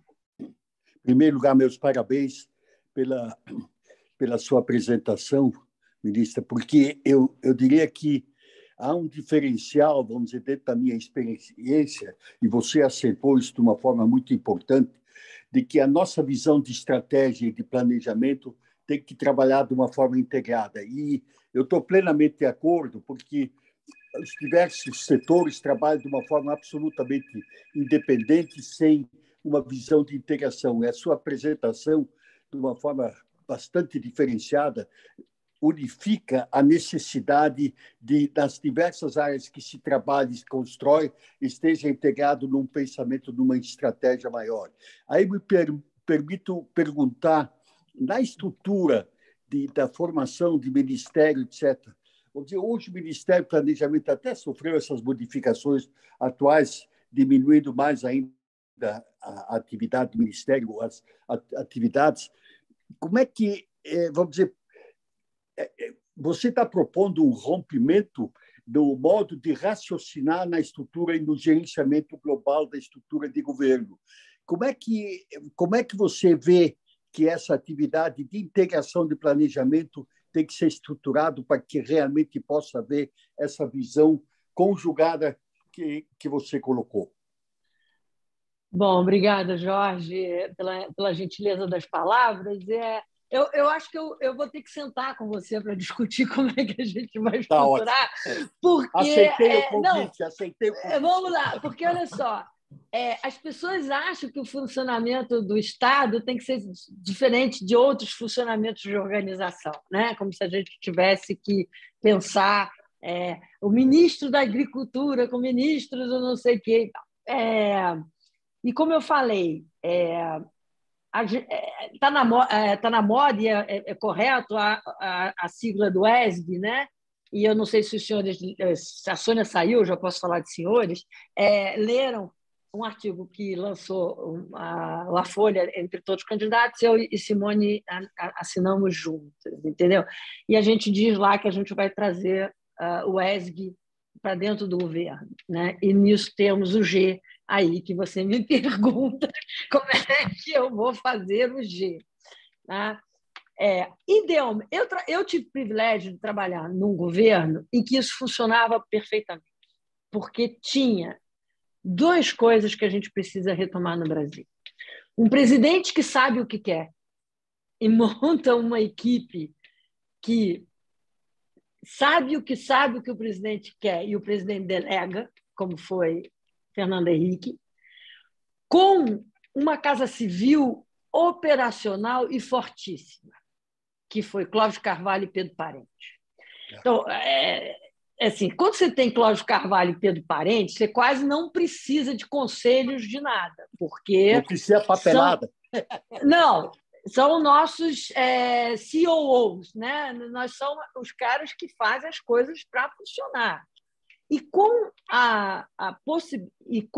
assim, a delegação do presidente, para que eles falem em nome do próprio presidente. Então, quando você está sentado, quando estava sentada com o Clóvis Carvalho, com o Pedro, eu sabia que eu estava recebendo um comando do presidente ou que eu estava reportando ao presidente, porque era uma coisa assim. Só para dar um exemplo, por exemplo, o que funcionou muito bem na minha época, a gente tinha a Secretaria de Privatização, que era no nível do BNDES, né?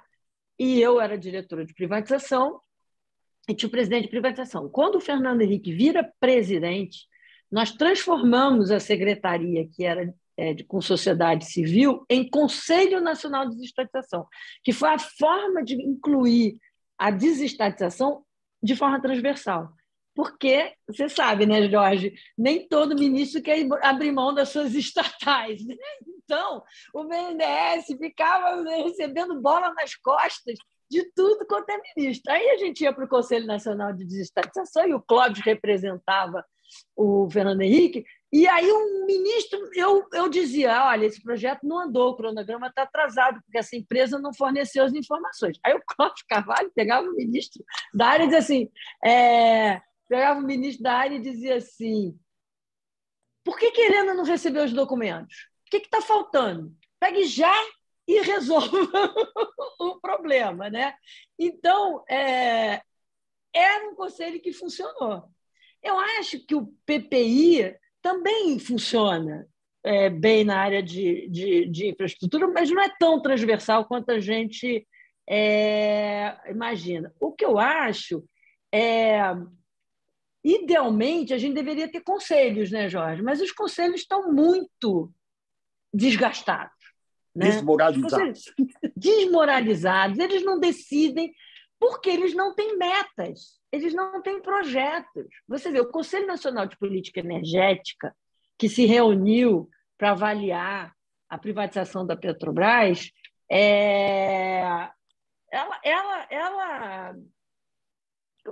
ele chancelou uma privatização muito ruim para o setor, da forma da política energética. Né? Ele chancelou uma privatização que introduziu subsídios a energias poluentes. Entendeu? Então, o que é um Conselho Nacional de Política Energética se não dá nenhuma palavra sobre a importância da maior empresa de energia estatal, ou da maior da América Latina, para fazer algum projeto de política energética? Entendeu? O futuro, né? Então, assim, o ideal, e aí você pode me ajudar nisso, eu vou cobrar, é que a gente achasse uma coisa que fosse um nome diferente para conselho, que tivesse um tipo de organização, porque os ministérios, essa ideia de diminuir ministérios, ela é importante por causa do uso político, né? Você não quer ter ministros para distribuir. Mas, do ponto de vista de gasto, não faz muita diferença. Porque o que adianta você pegar o Ministério da Economia atual e botar dentro dele 6 secretarias? Tá? Você diminuiu o custo do ministério.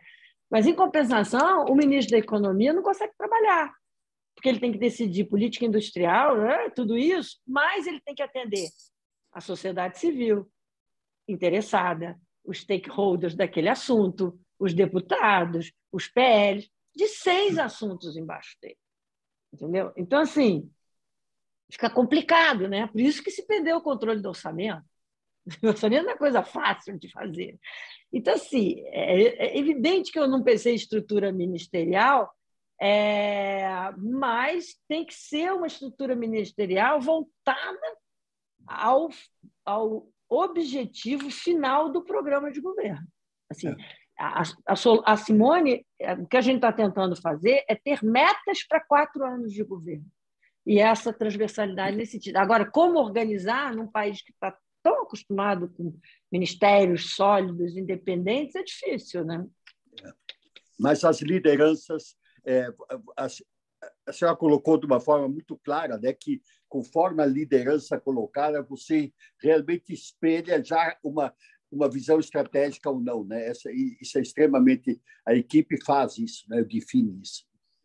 Exatamente. E eu tive esse privilégio, aí eu fico falando, você está falando do Fernando Henrique, que foi uma exceção no Brasil e tal. Eu falei, não, eu tive essa experiência e por isso que eu acredito que é possível mudar o Brasil. Quando você tem um presidente organizado, com uma boa equipe, a gente teve essa experiência com o fim da hiperinflação, a gente teve essa experiência nos anos iniciais do governo Lula até o mensalão, a gente teve com Temer, que teve todos os problemas políticos possíveis e imaginários, em que pouquíssimo tempo conseguiu colocar no trilho. Por que ele tinha? O Ponte para o Futuro, ele seguiu aquele Ponte para o Futuro, pegou uma equipe e falou: vamos fazer o Ponte para o Futuro, eu sei o que eu quero, entendeu?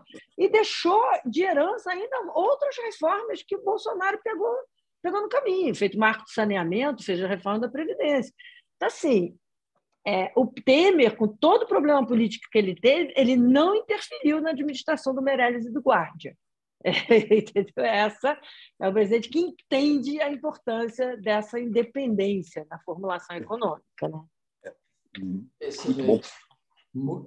Valeu, muito bom. Vale a pena e é possível. Então, acho que é a última pergunta do Elias, né? Alguém não?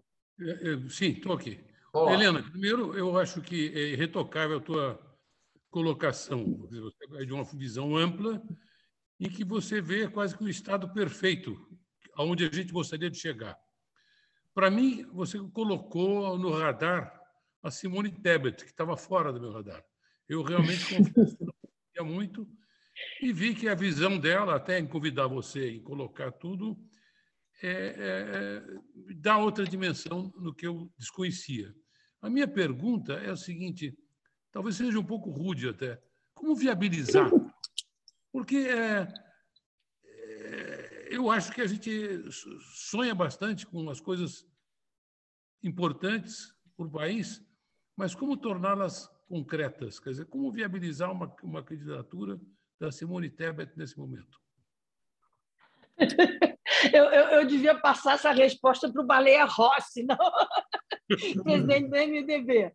Olha só, a gente... eu acho que, em primeiro lugar, está na cabeça de todo mundo que a gente não pode repetir 2018, né?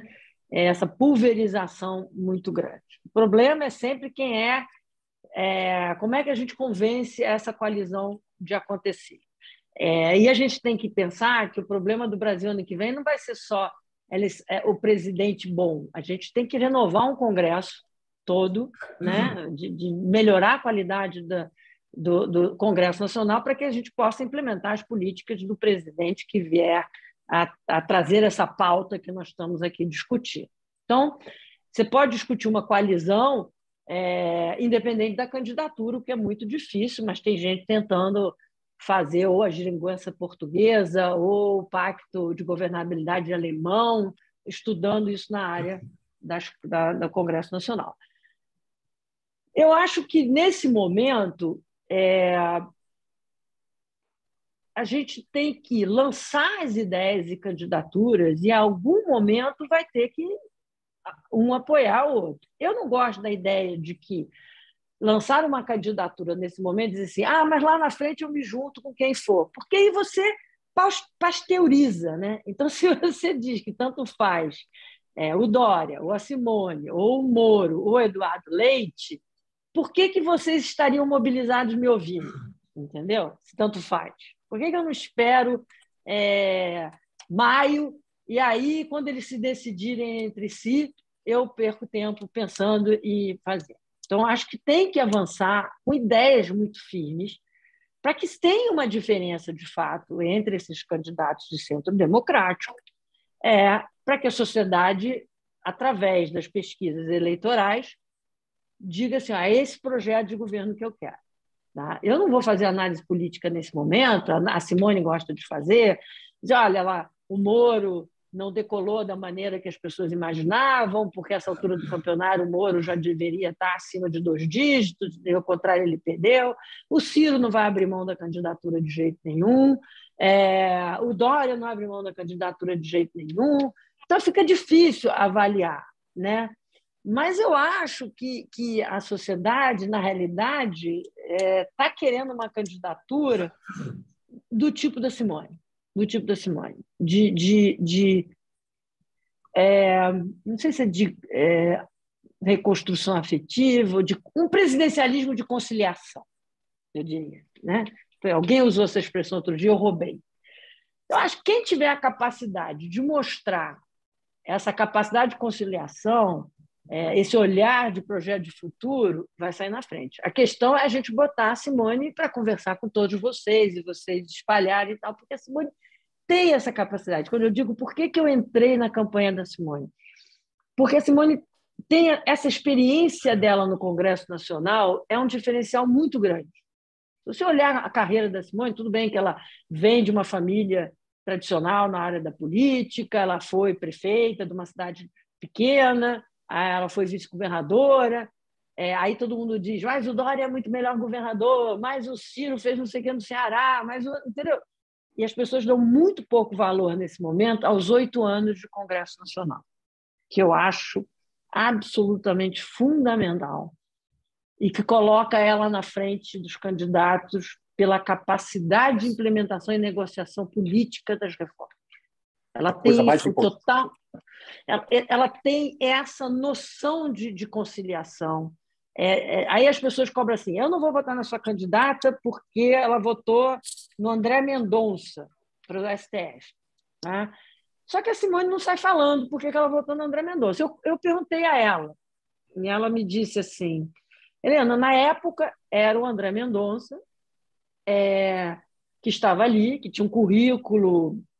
Até o Globo fez quando o André Mendonça lançou o nome, mostrou que ele era do Prêmio Inovari, não sei o quê, não sei o quê, não sei o quê, mas era um candidato do Bolsonaro. E ela falou assim: estava todo mundo pronto para não votar no André Mendonça e um lado, que ela não quis dizer o nome quem, de um grupo poderoso do Congresso, pronto para colocar o Aras, e aí o Aras ia ser eleito. Né? Ela fez uma escolha. Eu sei que para ganhar a eleição ela devia ter vetado todo mundo, entendeu? Se de um lado a pauta legislativa traz essas dificuldades das cobranças das pessoas, a experiência dela como senadora, eu acho para mim uma vantagem enorme frente aos outros candidatos.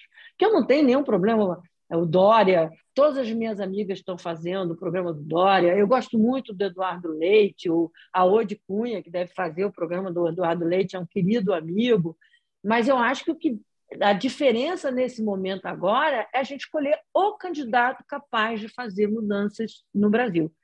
E aí a gente tem que expor a Simone o máximo possível. Falar no boca a boca, cobrar, convidá-la, questioná-la para que ela apareça. Né? Não há outra forma. Né? Sim, Helena. Nós estamos tentando agendar com a senadora Simone. Vou falar com ela. Vocês têm uma data já? Não? A agenda está aberta para ela. Só dia 22 temos compromisso. As demais datas, ela tem a preferência total e completa. Vou falar com Simone. Isso. Mas vocês fazem sempre às sextas-feiras? Como é que Não, ela que escolhe o dia. Ela pode escolher o dia. Não. Essa hora é uma hora muito boa. Tá, eu vou falar com ela, certamente. Ela vai um pouco em cada nicho. Ela está começando a ir no mercado financeiro, ela foi comigo na Maré, ela está indo visitar governadores e prefeitos, ela fala com um grupo que é um grupo de elite intelectual como vocês. Então, estamos tendo que... Agora, a exposição tem que ser maior. Né? Agora, tem um problema, Elias, te respondendo mais claramente, é o seguinte, hoje saiu uma coluna na Veja da Dora Kramer, que eu recomendo muito a vocês lerem, que são as comparações entre o Lula e o Bolsonaro, não essas comparações de rede social, que é o lulopetismo, o lulobolsonismo, não é essa a questão. É a questão da característica da personalidade dos dois. E por que os dois estão sempre aí como os dois. Assim. E tem várias características lá, de empatia popular, etc, etc. Mas eu diria que tem uma coisa também. O discurso populista é muito difícil de vencer. Um cara que não tem compromisso com a verdade, mas que chega na televisão e fala com ênfase que a privatização da BR distribuidora é culpada por tudo, eu vou mudar, não sei o quê. Óbvio que a BR não tem nada a ver com o que aconteceu com os preços do petróleo, mas ele fala com ênfase, ele fala daquele jeito. Ele agora roubou essa ideia de que o filho do porteiro tem que ter a mesma escola pública que o morador do prédio. Ele, para agradar a Marina, depois de tudo que eles fizeram com a Marina, fala o filho do seringueiro tem que ter a mesma escola do dono do seringal. Ele é rápido, você entendeu? Ele é essa coisa assim. E não tem vergonha em dar umas certas inverdades, né? Assim, como o Bolsonaro e o Lula. O Ciro não cresce nessa área porque essa área já está dominada. O Ciro também vem com umas maluquices. O problema é o seguinte: como fazer um discurso sério, entre um país viciado em populismo? Essa é a minha grande questão quando eu vou a Elias. Essa é a grande questão da campanha. Eu vou botar a Simone falando de 1 trilhão da privatização, eu vou botar a Simone prometendo tirar todo mundo do crédito negativado, ou botar a Simone prometendo que em 1 ano ela vai gerar 30 milhões de empregos. Entendeu? Não chega. Talvez um marqueteiro tenha essa solução, mas é da índole dela, né? É da índole dela. Ela não vai conseguir chegar e fazer isso. E eu acho que esse é o grande entrave, eu diria. Agora, entre todos os candidatos, a que tem menos rejeição é ela. Por isso que ela é uma aposta importante. Ao Cássio. Ela tem essa via importante porque ela não tem um teto de rejeição. Aí alguém diz assim, ela não tem rejeição porque ela não é conhecida. Tudo bem, pode ser por isso, vamos fazer a Simone conhecida. Mas a gente tem que candidatar. O Ciro tem teto de rejeição, já está na, sei lá, 8ª candidatura. O Moro não consegue sair daquele patamar, está treinando, está fazendo dever de casa, fez impostação de voz, está aparecendo, mas não sobe. O Dória não sai do lugar, apesar de ser um extraordinário governador. Eu não entendo, sinceramente, os paulistas um dia vão me explicar por que tem a rejeição ao governador João Dória. Está com uma equipe muito boa, mas não sai do lugar. Então, a esperança é que a Simone consiga encontrar esse caminho. Né? Helena, Fala, a gente já estamos super adiantados na hora, mas eu queria te dar uma contribuição. Eu tenho há quase 40 anos uma pessoa na política que eu admiro demais e que eu vi acertar quase todas as eleições no Brasil. Ele está aposentado, ele tem mais de 90 anos, se chama Júlio Darbas, é um cara extraordinário, está aposentado. Mas eu continuo confiando demais nele, acreditando demais nele, está numa lucidez impressionante. Quando, um ano antes do Bolsonaro, eu perguntei para ele quem ganha a eleição, e ele falou assim, ganha a eleição quem convenceu o público que é a novidade. Ele pode ser a novidade ou não ser a novidade, mas se não convencer o público que é a novidade, o público que é a novidade não ganha. Eu fui lá em novembro e perguntei para ele de novo, quem ganha a eleição? Ele falou assim, ganha a eleição quem convenceu o povo de que vai gerar emprego. Assim, não interessa as lideranças, não interessa nada. O que o povo quer nesse momento, esses 14 vezes famílias de 5 pessoas, assim, eles estão no centro, eles vão decidir a eleição. Boa.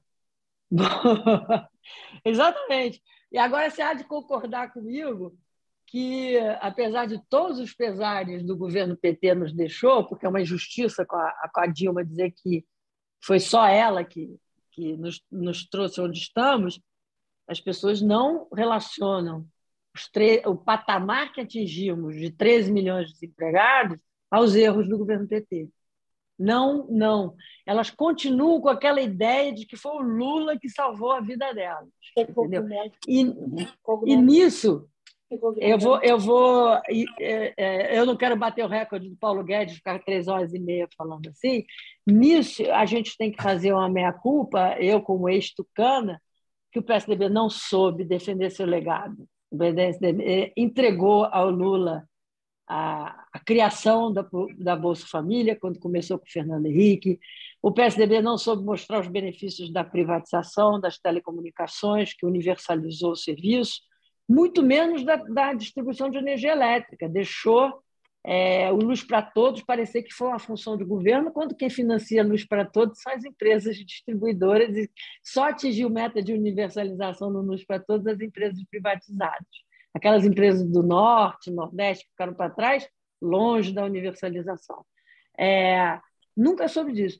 E por que eu chamo atenção de telecomunicações, o programa de transferência de renda e distribuição de renda? Porque foram 3 etapas que transformou o brasileiro em cidadão. O cara, né, foi incluído. Você acabou com a inflação, que é o pior imposto, que é a grande herança. Você vê que hoje é inadmissível uma inflação de 10%, cria toda uma reação ao presidente da República, a todo mundo. Isso é um ganho definitivo. E o Lula deixou a questão do Bolsa Família. O próximo presidente vai ter que deixar emprego e desigualdade como a nova coisa. Agora, se a gente tivesse tido essa capacidade de dizer, olha, muito legal o Bolsa Família, mas a gente fez o Vale Gás. Quem inventou? Ninguém sabe que o cadastro único foi inventado pela Wanda Engels no governo Fernando Henrique, né? As pessoas não sabem que o Vale Gás começou ali, que você tem um celular na mão e você é uma empregada doméstica ou um empresário que trabalha no celular por causa da privatização das telecomunicações. Vai olhar a Telebrás hoje, que foi recriada pelo Lula para fazer um programa nacional de banda larga, virou quase dependente do Tesouro e e as crianças não têm cobertura digital para estudar. Então, assim, eu acho assim, que falta coragem para mostrar esses fracassos do governo PT. Entendeu? Tem que mostrar o fracasso do governo PT de uma forma muito clara. Mas você tem razão, tem que ser emprego. Agora, independente de qualquer coisa, tem uma coisa do Lula. Gostando ou não do Lula, ele é o maior político que o Brasil já produziu desde Getúlio Vargas. Assim, podemos discutir o JK, etc., mas a dominação que ele tem do discurso, da empatia, de mentir, de prometer, de conversar, olho no olho, é um político de ser pragmático na hora de ser pragmático, de ser radical quando precisa, de dominar o partido. O Lula é um grande Macunaíma, né? Por isso que todo mundo diz que o objetivo primeiro é chegar no segundo, chegar aos 10% na pesquisa, porque chegar de 10, se passa de 10 você vai adiante, você se torna viável para tirar o Bolsonaro. E a convicção que, se chegar um centro democrático ao segundo turno, muita gente que hoje cogita, inclusive, de votar no Lula no primeiro turno, mesmo não sendo petista, vai para o centro democrático, né? Então, a grande desafio, Elias, e encerrando essa pergunta, chegar chegar. É o 3%, 5%, 8%, 12%, sabe? Assim, é esse negócio. Se não chegar até determinado momento, não decolou. Excelente. Helena, pela qualidade da tua exposição, sem dúvida nenhuma, nós poderíamos ficar aqui ainda para bater recordes de duração, mas eu acho que seria abusar da tua generosidade, entendeu?